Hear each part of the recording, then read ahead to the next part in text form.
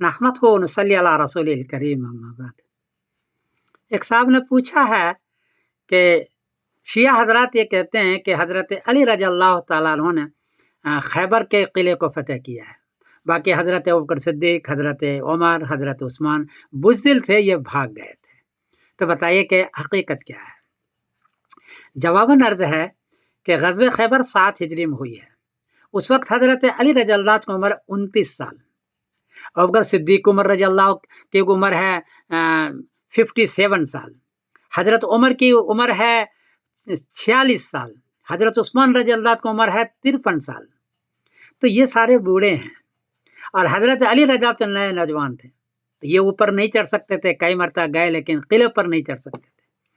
किले की ऊंचाई है 500 मीटर, एक चट्टान पर है, तो उस पर एक ही पगडंडी है, ऊपर जाना है एक सांस में, और वहां दरवाजा है, दरवाजा भी तोड़ना है, और किले के ऊपर जो लोग हैं उससे जंग भी करनी है।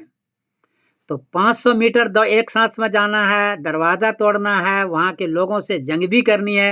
ये हजरत अली रज़ी अल्लाह तआला अन्हु चूंकि जवान थे, नबी करीम सल्लल्लाहु अलैहि वसल्लम बाद में इसी को भेजा है। आप इस किले को देखें और उसके दरवाजे को के फोटो को देखें।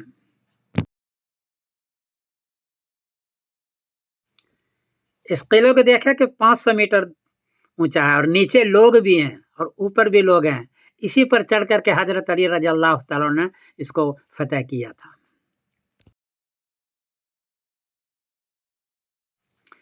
इस दरवाजे को देखें, या आज भी ये दरवाजा किले के ऊपर मौजूद है। मैंने उसको फोटो लिया है और इसी को हजरत अली रज़ी अल्लाह तआला ने ढकेल करके तोड़ा था या खोला था और उसके बाद ऊपर जाके जंग की है। क्योंकि ये मरहला बहुत मुश्किल था, एक जवान का काम था, इसलिए हजरत अली रज़ी अल्लाह तआला ने किया और नबी करीम सल्लल्लाहु अलैहि वसल्लम की दुआएं भी शामिल हाल रही।